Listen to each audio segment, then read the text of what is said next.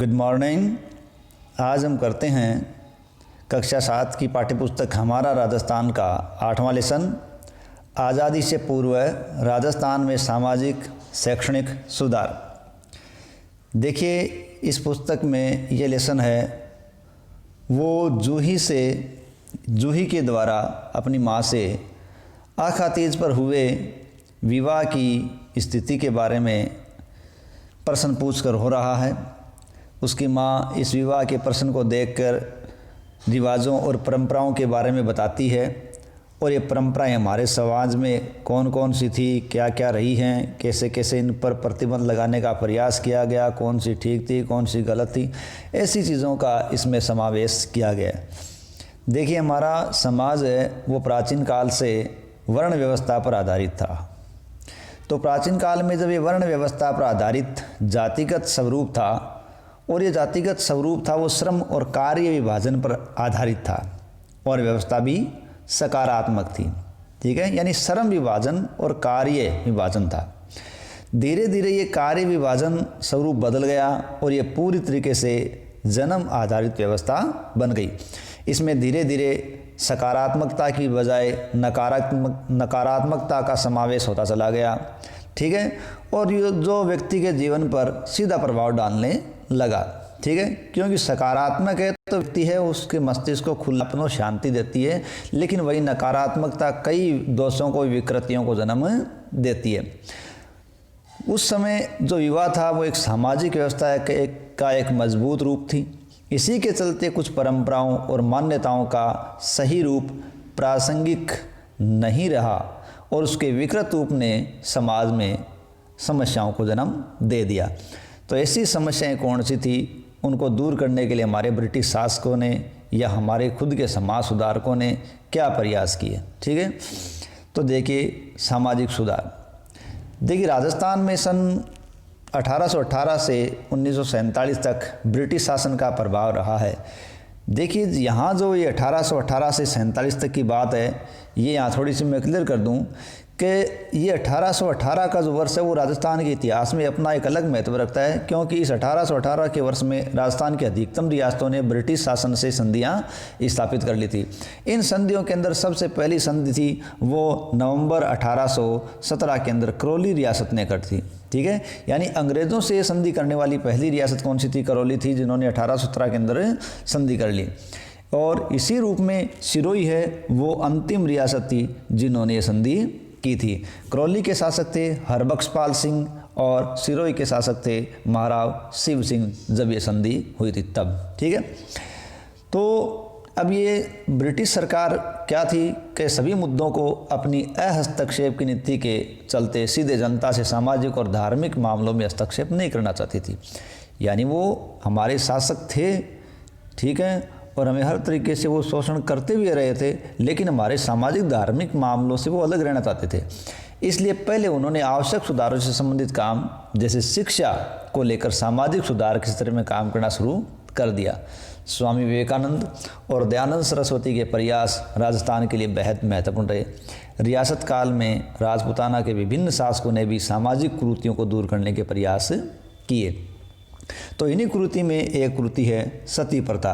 देखिए, सती प्रथा राजस्थान के कुछ क्षेत्रों में प्रचलित थी और मध्यकाल में मोहम्मद बिन तुगलक और अकबर प्रथा को रोकने का प्रयास किया, लेकिन 1828 में राजा राम मोहन राय ने क्या किया? ब्रह्म समाज की स्थापना की और उन्होंने कई प्रथाओं को भारत से या यूँ कहें समाज से बाहर निकालने का प्रयास किया।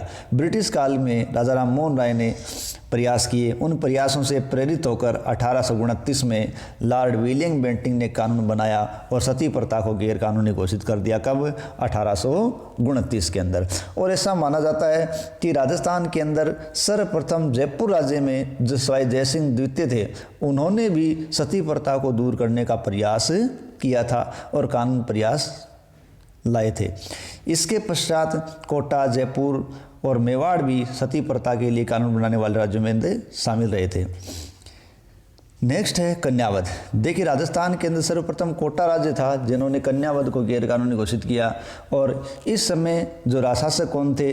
1813 और कोटा के शासक राम सिंह थे जिन्होंने ये काम किया था। ठीक है, तो कोटा ने कन्यावध को सबसे पहले गैरकानूनी बताया। इसके लिए बाद में बीकानेर, जयपुर, जोधपुर, उदयपुर, अलवर आदि राज्यों ने भी इसको गैरकानूनी घोषित कर दिया। बाल विवाह, देखिए बाल विवाह के संदर्भ में हम बात करें तो कम उम्र की विवाह, बालिकाओं का विवाह बाल विवाह कहलाता है। उसी प्रकार यदि कम उम्र की बालिका है, अधिक उम्र का पुरुष है, तो वो अनमेल विवाह कहलाता था। ऐसे विवाह है वो समाज के लिए कुप्रथाएं थी। तो समाज में बालक बालिकाओं के शारीरिक और मानसिक स्वास्थ्य पर ऐसे विवाह से कुप्रभाव पड़ता था, जो एक प्रगतिशील समाज के लिए कदापि अच्छा नहीं था। तो ऐसी प्रथाओं को रोकने के लिए राष्ट्रीय स्तर पर दयानंद सरस्वती ने आवाज़ उठाई। ठीक है, किसने आवाज़ उठाई? दयानंद सरस्वती ने। और 10 दिसंबर 1903 में अलवर रियासत ने बाल विवाह और अनमेल विवाह निषेध कानून बना दिया।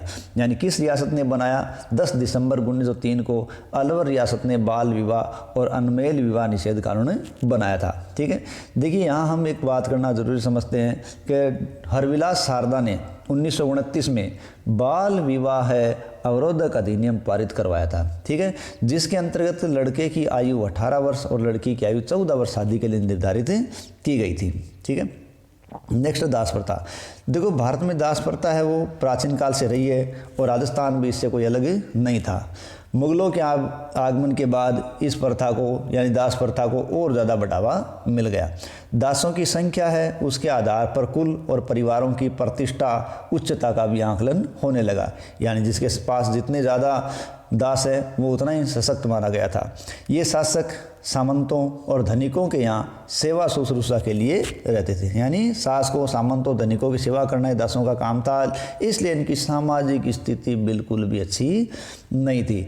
इस प्रथा को चाकर, ध्यान रखें, चाकर या हाली के रूप में देखा गया है। चाकर या हाली के रूप में दास प्रथा को देखा जा सकता है, समझा जा सकता है। इसे समाप्त करने के लिए अंग्रेज़ों ने 1833 ईस्वी के चार्टर अधिनियम द्वारा इसको समाप्त किया। यानी 1833 का जो चार्टर एक्ट आया था, उस चार्टर एक्ट के द्वारा इसको दास प्रथा को समाप्त करने का प्रयास किया गया था। इस समय विलियम बेंटिंग है वो गवर्नर जनरल थे। ठीक है, और राजस्थान की बात करें तो कोटा और बूंदी राजे ने 1832 में दास प्रथा को सर्वप्रथम रोकने का प्रयास किया था। डायन प्रथा निर्मूलन। देखिए राजस्थान की कुछ जातियों में स्त्रियों पर डाकन होने का आरोप लगाकर उन्हें मार डालने की कुप्रथा चली आ रही थी और वो कुछ नहीं था, खाली एक अंधविश्वास था। मेवाड़ और कोटा राज्यों में इस प्रकार की प्रथा ज़्यादा चली आ रही थी। यानी डाकन प्रथा ज़्यादा कहाँ थी? कोटा और मेवाड़ में। 1853 में डाकन प्रथा की जानकारी मिलने पर AGG Rajputana, agent to governor general, ठीक है, ने अमानवीय प्रथा को प्रतिबंधित करने के लिए कानून बनाने के लिए रियासतों के शासकों पर दबाव डाला। कुछ रियासतों द्वारा इस प्रथा को गैर कानूनी घोषित कर दिया गया। यदि हम उदयपुर की बात करें तो सबसे पहले माना जाता है उदयपुर के शासक थे स्वरूप सिंह। कौन थे? उदयपुर के शासक स्वरूप सिंह ने 1853 के अंदर, ठीक है, 1853 के अंदर डायन प्रथा है उसको अवैध घोषित किया था। नेक्स्ट है शैक्षणिक सुधार। भारतीय समाज में प्राचीन काल से शिक्षा का महत्व रहा है, ठीक है, और प्राचीन काल में जो मुख्य रूप से शिक्षा घरेलू क्षेत्रों में, ठीक है, यानी घर में केंद्र बनाकर दी जाती थी। इसके अलावा गुरुकुल में दी जाती थी, विद्याश्रमों में दी जाती थी, उपाश्रयों में दी जाती थी। देखिए उपाश्रय क्या होते थे? ये जैन धर्म से संबंधित थे, जहाँ स्वाध्याय, उपासना या धर्मोपदेश के लिए इकट्ठा हुआ जाता था। इसके अलावा पाठशाला, मकतब, देखिए मकतब है वो मुस्लिम धर्म के हैं और यहाँ छोटे तबके के या यूँ कई छोटे स्तर पर शिक्षा दी जाती है, और मदरसे हैं वो बड़े स्तर के विद्यालय होते थे। मठ हिंदू धर्म से संबंधित अध्ययन के केंद्र हुआ करते थे, बौद्ध धर्म से संबंधित परिवार प्राथमिक और व्यावसायिक शिक्षा के प्रमुख केंद्र हुआ करते थे। प्राथमिक शिक्षा, व्यावसायिक शिक्षा परिवार ही देता था। राजपुताना के अंदर, ठीक है, शिक्षा विभिन्न कालक्रमों से गुजरी है, ये सब जानते हैं हम। ब्रिटिश साम्राज्य ने 19वीं शताब्दी से पूर्व की शिक्षा को देसी शिक्षा, इंडिजीनियस एजुकेशन के नाम से बताया। कौन सी शिक्षा को? ब्रिटिश साम्राज्य ने 19वीं शताब्दी से जो पहले की शिक्षा थी उसको देसी शिक्षा, इंडिजीनियस एजुकेशन नाम से संबोधित किया। इसके बाद की शिक्षा उन्होंने शिक्षा को अंग्रेजी शिक्षा, पाश्चात्य शिक्षा या आधुनिक शिक्षा के नाम से संबोधित किया है। इस प्रकार 19वीं शताब्दी में एक ओर शिक्षा का पारंपरिक स्वरूप नज़र आता है तो दूसरी ओर अंग्रेजी शिक्षा का प्रभाव भी समझ में आता है। 1819 में आधुनिक शिक्षा का स्कूल अजमेर में खोला गया। देखिए 1819 में जो आधुनिक शिक्षा का स्कूल अजमेर में खोला गया वो खोलने वाले कौन थे? देखिए ये सेरामपुर बंगाल के पादरी थे, उनके बेटे जेरेब, ठीक है, जेबेज केरे ने यहाँ आकर अजमेर स्कूल खोला। उसके पश्चात उन्होंने पुष्कर, विनायक, एकड़ी में भी स्कूल खोले, लेकिन उन्होंने क्या किया, यहाँ ईसाई धर्म की शिक्षा देनी शुरू कर दी, जिसके कारण लोगों ने इसका विरोध किया। इस विरोध के बढ़ने के कारण उस समय के जो तात्कालिक गवर्नर जनरल थे लॉर्ड हेस्टिंग्स, उन्होंने केरे को, जेबेज केरे को भड़ा गई और धीरे धीरे इन स्कूलों को बंद करते चले गए और 1831 तक के सभी स्कूल बंद हो गए थे। 1935 में अंग्रेजी राजकीय भाषा बन गई। क्यों? कि 1935 में लॉर्ड मैकाले का घोषणा पत्र आया। किसका घोषणा पत्र आया? लॉर्ड मैकाले का घोषणा पत्र। उन्होंने अंग्रेजी शिक्षा को राजकीय शिक्षा के रूप में बना दिया। अतः अंग्रेजी शिक्षा प्रणाली का महत्व अब बढ़ गया था, ठीक है। इसमें विलियम बेंटिंग गवर्नर जनरल थे। फलस्वरूप रियासतों में आधुनिक शिक्षा प्रणाली को अपनाने वाले अब स्कूल खुलने लगे थे। 19वीं सदी के अंत तक जैसलमेर को छोड़कर राजपूताना की सभी रियासतों में शिक्षण संस्थाएं प्रारंभ हो चुकी। किसको छोड़कर? जैसलमेर को छोड़कर। प्राथमिक स्कूल और मिडिल स्कूल अब क्रमोन्नत होकर हाई स्कूल बनने लगे। इनमें सबसे पहले अजमेर का सरकारी स्कूल 1851 में हाई स्कूल बना। यानी राजस्थान का कौन सा पहला हाई स्कूल था? तो वो था अजमेर का सरकारी स्कूल। 1851 में हाई स्कूल में बना था। रियासतों में हाई स्कूल कक्षाओं की पढ़ाई भी शुरू हो गई थी। राजपूत शासकों, रियासतों के शासकों के राजकुमारों, सामंतों के पुत्रों, या यूँ कहे कि जो बड़े घराने के लोग थे, उन सब को लिए अंग्रेजी शिक्षा का अलग प्रबंध करने के लिए सन 1872 में वायसराय लॉर्ड मेयो के नाम पर अजमेर में मेयो कॉलेज की स्थापना की गई थी। यानी 1870 में एक रूपरेखा लॉर्ड मेयो के द्वारा बनाई गई थी। उसी के तहत 1872 में अजमेर में मेयो कॉलेज स्थापित हुआ और 1875 में उसका पहला सत्र स्थापित हुआ, ताकि उस वर्ग या परिवार के जो राजाओं के परिवार है, रियासतों के शासक है, राजकुमार है, सामंतों के पुत्र है, उनको शिक्षा दी जा सके। पंडित जनार्दन राय नागर ने सभी के लिए शिक्षा का उद्देश्य प्रतिपादित किया और इसी के उद्देश्य से उन्होंने 21 अगस्त 1937 में राजस्थान विद्यापीठ की स्थापना की थी। यानी सभी के लिए शिक्षा का उद्देश्य किसने निर्धारित किया था? पंडित जनार्दन राय नागर ने, और उसके लिए उन्होंने 21 अगस्त 1937 में राजस्थान विद्यापीठ संस्था की स्थापना की थी। नेक्स्ट है महिला शिक्षा, यानी महिलाओं के शिक्षा के लिए भी कुछ प्रयास किए गए। सन 1861 में मिशनरी संस्था कन्या वर्नाकुलर स्कूल प्रारंभ किया गया। यानी मिशनरी संस्था ने कन्या वर्नाकुलर स्कूल कब प्रारंभ किया? 1861 में। सरकार ने 1866 में पुष्कर अजमेर मेरवाड़ा केंद्र शासित क्षेत्र में प्रथम सरकारी कन्या स्कूल खोल दिया। यानी प्रथम सरकारी कन्या स्कूल 1866 में पुष्कर अजमेर में स्थापित किया गया, जो कि अजमेर मेरवाड़ा केंद्र शासित क्षेत्र था। देशी रियासतों में महिला शिक्षा को प्रोत्साहित करने के प्रयास हुए ताकि महिला शिक्षा को बढ़ावा दे सके। परिणाम स्वरूप उदयपुर, जयपुर, भरतपुर, अलवर, कोटा, झालावाड़, टोंक, बीकानेर आदि रियासतों में भी कन्या विद्यालय खोले गए थे। अब है प्रमुख राजस्थान के जननायक कौन कौन हुए हैं। ठीक है, देखो राजस्थान की भूमि में ऐसे बहुत से जननायक हुए हैं जिन्होंने न सिर्फ स्वतंत्रता में अपना योगदान दिया बल्कि समाज के उत्थान में भी अपना पूरा योगदान दिया था और सामाजिक कुरीतियों को, स्त्री शिक्षा को बढ़ावा देने के लिए भी प्रयास किया था। तो ऐसे व्यक्तियों में हम सबसे पहले नाम लेते हैं भोगीलाल पांड्या। देखिए भोगीलाल पांड्या को राजस्थान में आदिवासियों का मसीहा और बागड़ के गांधी के नाम से जाना जाता है। ये 1904 में डूंगरपुर के सिमलवाड़ा गांव के अंदर जन्मे थे। कहाँ जन्मे थे? डूंगरपुर के सिमलवाड़ा गांव के अंदर जन्मे थे। कौन? भोगीलाल पांड्या। इन्होंने पहले तो बच्चों के लिए और उसके बाद प्रौढ़ों के लिए पाठशाला स्थापित की। यानी पहले इन्होंने बच्चों के लिए, बाद में प्रौढ़ों के लिए पाठशाला स्थापित की और यही पाठशाला आगे चलकर वागड़ सेवा मंदिर के नाम से प्रसिद्ध हो गई।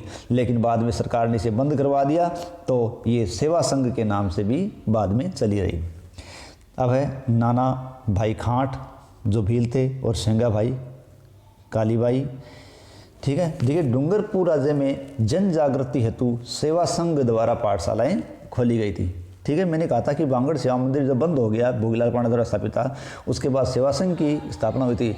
तो डूंगरपुर राज्य में जन जागृति के लिए सेवा संघ द्वारा पाठशालाएं खोली गई थी।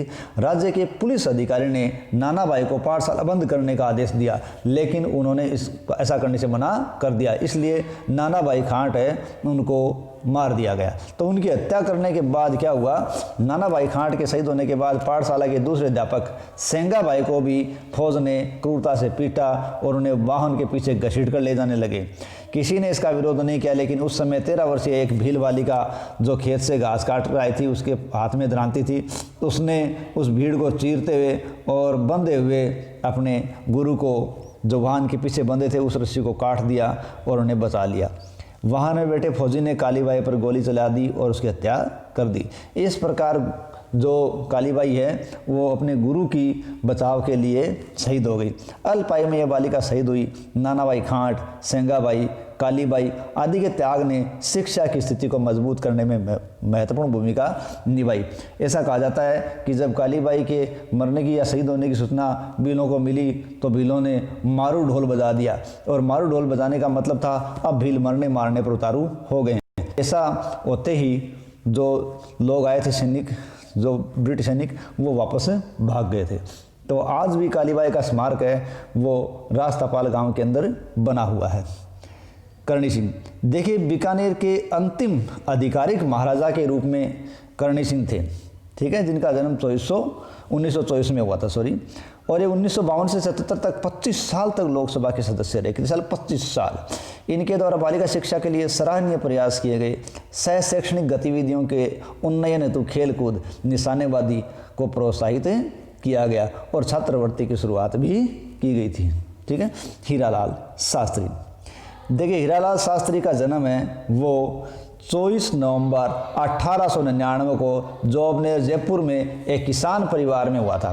प्रारंभ से ही समाज सेवा की भावना इनके मन में रही थी, जिसके कारण इन्होंने जयपुर राज्य की सेवा का परित्याग कर दिया। यानी पहले ये जयपुर राज्य के अंदर सेवा में आ गए थे, लेकिन बाद में 1927 में इन्होंने जयपुर राज्य की सेवा से त्यागपत्र दे दिया और सन 1929 में उन्होंने दूरस्थ और पिछड़े गांव वनस्थली को अपना कार्य क्षेत्र बना लिया था। और इन्होंने वनस्थली को जब कार्य क्षेत्र बनाया तो उन्होंने जीवन कुटीर नामक संस्था की स्थापना की। जीवन कुटीर नामक संस्था की स्थापना किसके द्वारा की गई? हीरालाल शास्त्री के द्वारा, जहां समर्पित सामाजिक ग्रामीण कार्यकर्ताओं को, यानी जो समर्पित सामाजिक ग्रामीण कार्यकर्ता थे, उनको रोजगार और ग्रामीण क्षेत्र की पुनर्रचना का प्रशिक्षण दिया जाता था। ठीक है, जिससे क्या था कि ये आगे चलकर इस गांव के विकास में अपना योगदान दे सकें। ठीक है, इसके बाद प्रजामंडल में भी ये लोग सक्रिय रहे। सन 1948 में जयपुर स्टेट के, कब? 1948 में जयपुर स्टेट के, और 30 मार्च 1949 को राजस्थान के ये पहले मुख्यमंत्री बने। अपनी पत्नी के साथ मिलकर महिला शिक्षा को बढ़ावा देने के लिए इन्होंने वनस्थली विद्यापीठ की स्थापना की थी। रतन शास्त्री, देखिए रतन शास्त्री है, उनको महिला शिक्षा के क्षेत्र में उल्लेखनीय योगदान देने के रूप में, महिला के रूप में जाना जाता है। उन्होंने वनस्थली विद्यापीठ की स्थापना की। ठीक है, किनके साथ थी ये थी हीरालाल शास्त्री के साथ। ठीक है, इनकी पत्नी, कहते हैं कि बच्ची है शांता, वो कम आयु की उम्र में ही एक्सपायर हो गई थी, लगभग 12 साल की उम्र में। तो उनकी स्मृति के अंदर इन्होंने शिक्षा को अपना कार्यक्षेत्र बनाया और वनस्थली विद्यापीठ की स्थापना की थी। महिला और बच्चों के शिक्षा के क्षेत्र में उल्लेखनीय कार्य करने के कारण इन्हें कई सम्मान दिए गए, जिनमें पद्मश्री, पद्म भूषण और जमनालाल बजाज अवार्ड है वो रत्ना शास्त्री को दिए गए थे। नेक्स्ट महिला के रूप में है किशोरी देवी। देखिए किशोरी देवी स्वतंत्रता सेनानी और एक सामाजिक कार्यकर्ता थी। इनका जन्म दुलारों का बास झुंझुनू जिले में हुआ था। तो इनके साथ जुड़ी जो सबसे बड़ी घटना है वो है 25 अप्रैल 1934 की। कब की है? 25 अप्रैल 1934। देखिए 25 अप्रैल 1934 क्या हुआ था? कटराथल में एक विशाल सम्मेलन हुआ था जिसकी अध्यक्षता किशोरी देवी ने की थी और उसमें 10,000 से अधिक महिलाओं ने हिस्सा लिया था। ठीक है, तो वो किसके नेतृत्व में हुआ था? किशोरी देवी के नेतृत्व में हुआ था। 1938 में इनके पति सरदार हरलाल सिंह को वहाँ के जागीरदार ने झूठे मुकदमे में फंसाकर कारावास में डाल दिया। इसके अलावा और भी बहुत से लोगों के साथ उन्होंने अत्याचार किए। इन सब अत्याचारों के खिलाफ किशोरी देवी ने आंदोलन चलाया और महिलाओं का एक समूह बनाकर जयपुर में इन्होंने सत्याग्रह भी किया था। महिलाओं के उत्थान के लिए और समाज सुधार और स्वतंत्रता के लिए इन्होंने अपना पूरा जीवन लगा दिया था। मामा बालेश्वर दयाल, देखिए 10 मार्च 1905 को मामा बालेश्वर दयाल सामाजिक कार्यकर्ता के रूप में प्रसिद्ध हुए हैं। ठीक है, यानी 10 मार्च 1905 को जन्मे थे मामा बालेश्वर दयाल और इन्होंने अपने आप को सामाजिक कार्यकर्ता के रूप में प्रसिद्धि दिलवाई। इन्होंने भील जनजाति विशेषकर राजस्थान और मध्य प्रदेश के लोगों के लिए काम किया। यानी जो मामा बालेश्वर दयाल थे, इन्होंने राजस्थान और मध्य प्रदेश के भील जनजाति के लोगों के लिए मुख्य विशेष तौर से काम किया था। और मामा बालेश्वर दयाल है, उन्होंने भीलों के लिए या आदिवासी क्षेत्र के लोगों के लिए जल, जंगल और जमीन नामक आंदोलन चलाया था। इस प्रकार अनेक लोगों ने अपने अपने तरीके से राजस्थान के अपने प्रशासनिक व्यवस्था या सामाजिक और शैक्षणिक सुधार के लिए अपना अपना अमूल्य योगदान दिया था। धन्यवाद।